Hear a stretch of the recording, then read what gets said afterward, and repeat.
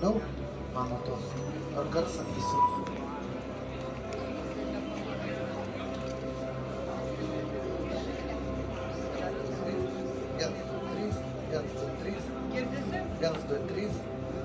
Vienas, du, trys. Girdite, ne? Šaltą vanojimą jūs galite padaryti ir po procedūros, po pirties.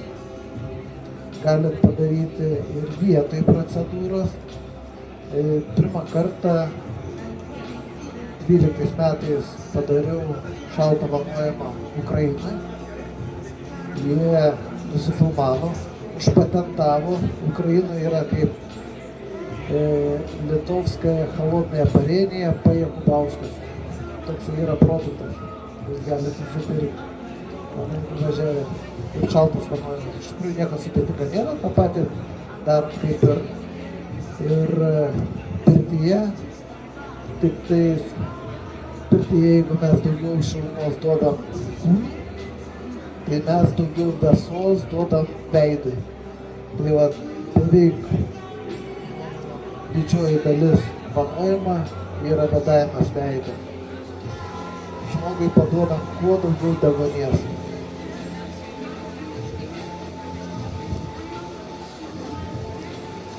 Europoje vadinamas kaip akustinis vibromasažas. Nes šitoj procedūroje yra beveik visos terapijos. Tai yra garsų terapija, yra vibroterapija, yra aromaterapija, tik nėra terminės terapijos, ką mes galim duoti pirtyje.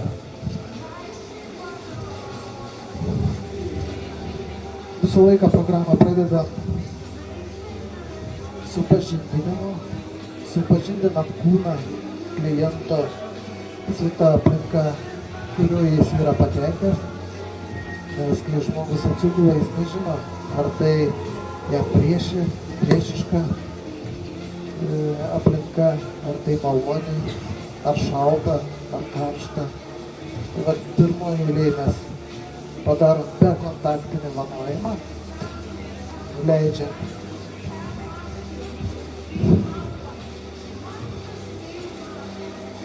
pirtyje tai daroma, kad nuleistumėm šilumą. Ir čia mes tokia tiesą veidų nuleidžiam.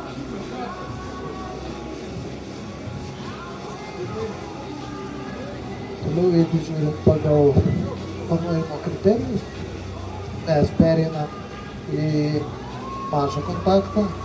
Mažas kontaktas, tai kai mes kūną turim supažindinti su savo turimu instrumentu, nes kūnas irgi nežino, koks instrumentas. Ar tai braižantis, ar tai šaltas, ar karštas, ar vantos sausas, ar šlapios, mes tik tais galim prisilietimo metu tai pajusti.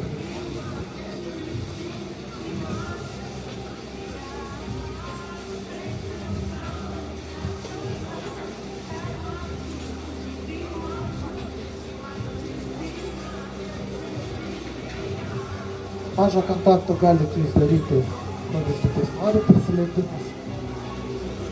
Iš tikrųjų, tą programą jums rekomenduoju pavasarį arba vasarą gamtoje. Iš šviežių lapų pasidarot vantą, pasiguldot savo vaiką ant žolės ir padarot vanojimą. Tai iš tikrųjų galva labai gerai nukelia. Labai gerai atpalaiduoja. Tokį sausą vanojimą prieš 8 metus esu padaręs šunų viešbutį.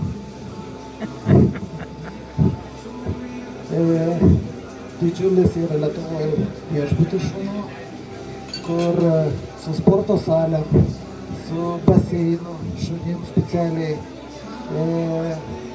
Baseinas yra su šviesos terapija padarytas, speciali temperatūra šuniui, yra bėgimo takeliai šunim, kirpykla, gimdymo skyrius, kur šunis gimdo. Tai vat šunim, esat gal girdėję, yra net psichologas skirtas. Nors šunis mūsų kaip ir nesupranta, mes šunų nesuprantam, bet vat, psichologai yra net šunų. Tai vat mes pirmą kartą darėm tenai vanojimą.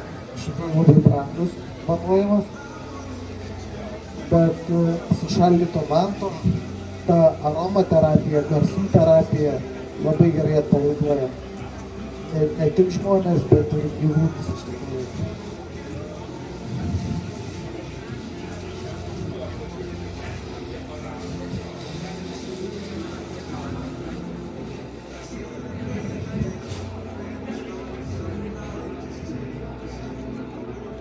Toliau darysiu vanojimą su sąnarių masažu.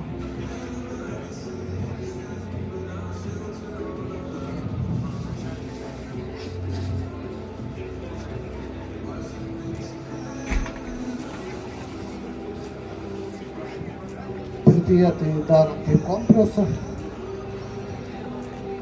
kaip pašildymus.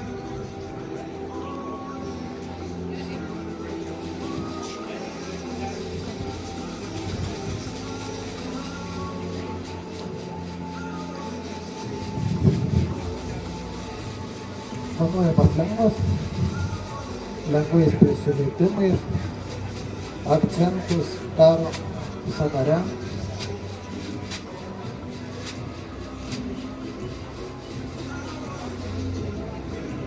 Nubraukiam, vanojam padus. Paduose, žinot, kad yra daugiausia nervinių galūnių, labai daug taškų. Ir visi vanojimai daugiausiai prasideda nuo padų. Nesvarbu, ar tai limfodrenažinis bus, ar paprastas atpalaiduojantis, ar tonusinis, vis tiek mes turim pradėti nuo padų, nes padai greičiausiai duoda informaciją į smegenis, kas vyks ateityje, kokia procedūra, ar tai karšta, ar tai šalta. Ir pirma pagalba irgi yra daroma per padus pirtyje. Jeigu žmogui paliko blogą, ne ant galvos pilam šaltą vandenį, bet pirmoje eilėje ant padų,